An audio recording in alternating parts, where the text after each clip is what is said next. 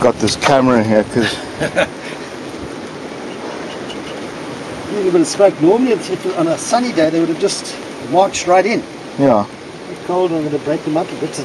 The disadvantage of smoking them now is that the smoke causes them to move away, and much the same as a not a nice thing, but a farmer driving a cow with a whip. yeah. And he's standing whipping the cow, but the cow doesn't know where to go to. Yeah. So you end up with a big remorse.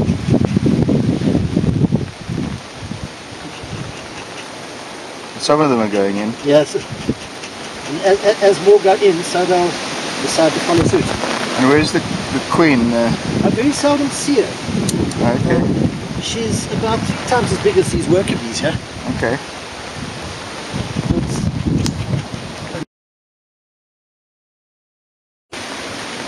Is that the only honeybees in the world that are not totally dependent on the queen. They're not? Okay. Each little worker bee here is a queen in her own right. Yeah. And she can lay fertile and infertile eggs. Gosh.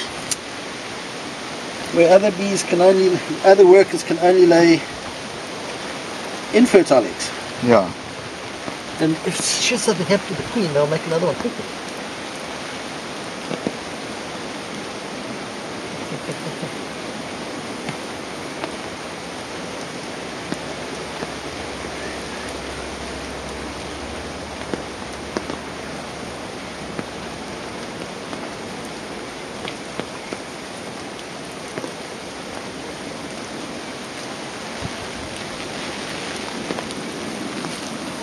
So you take this off to a hive on a farm now? This I'll take, this time of year I'll take it to Malmesbury and to the canola fields. Yeah. Simply because there's a huge amount of pollen and nectar there. Yeah.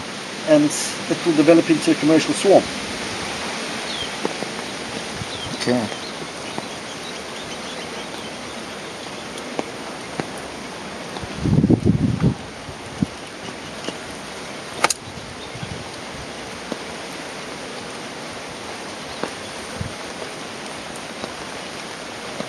Does the smoke sort of lull them like?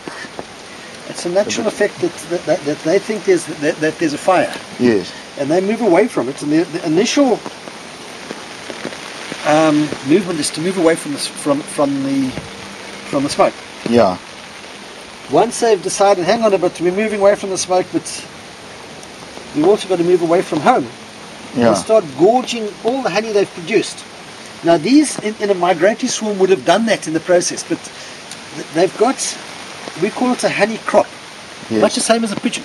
Yeah. And they store food, kind of like patkos, that will take them, while they're traveling, they've stored sufficient honey in their honey gut. Yeah.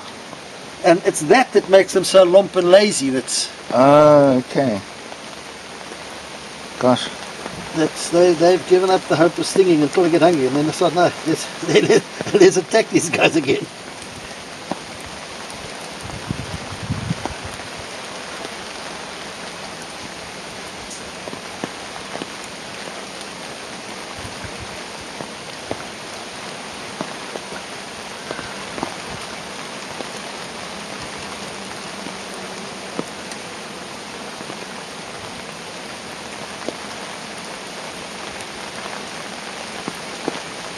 And this time of year, all commercial beekeepers rent our bees out to the apple and pear farmers. Yeah. And cross-pollinate the crop. All right. That's why I couldn't come earlier when you phoned earlier.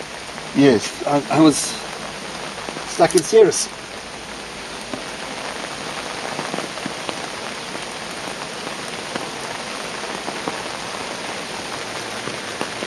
Come on.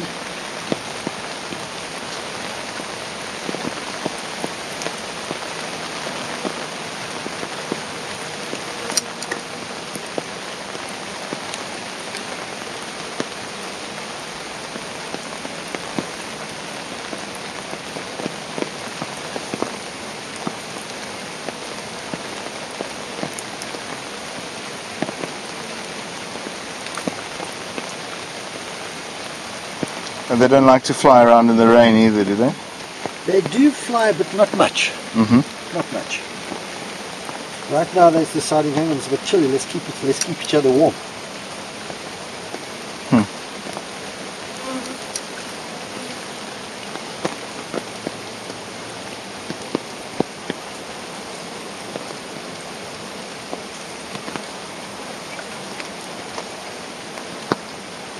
Sorry, I can't remember if I asked you this question. What type of bee is it called? Capensis. Capensis. Yeah. Apistera capensis. In South Africa we get, in the winter rainfall districts we get the capensis. In the summer rainfall area we get the scalata. Yeah. Now the scalata are the most aggressive bees in the world. Scalata. And it's out of them that the Americans created the killer bees. Also for pollination purposes, because America hasn't got their own native bees. Yeah. All their bees are imported. And one of the entomologists was here in South Africa and saw these scalata bees working like mad. Yeah. And took a couple of queens back to America and created a hybrid, which is an excellent idea. Yeah. And what in America they import bees from Italy mostly. And the bees from Italy are very placid. Yeah. But because of their breeding habit, the swarms are huge.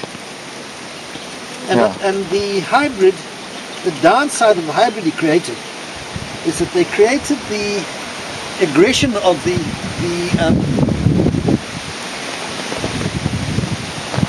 scalata, the breeding pattern of the Italian bees. So you've got these huge, very aggressive swarms. Yeah. And yeah, more difficult to work with. You've got to be more patient to work with them at the end of the day. Yeah. But yeah, that is the killer bee. And then the worst part is that Hollywood got hold of it. And they made movies like Killer Bees and that type of thing. Yeah. Which, yeah, they are aggressive. Yeah. But that's fantasy. Yeah. They won't just attack like Killer Bee says they do. Yeah. Wow. Impressive. You know what?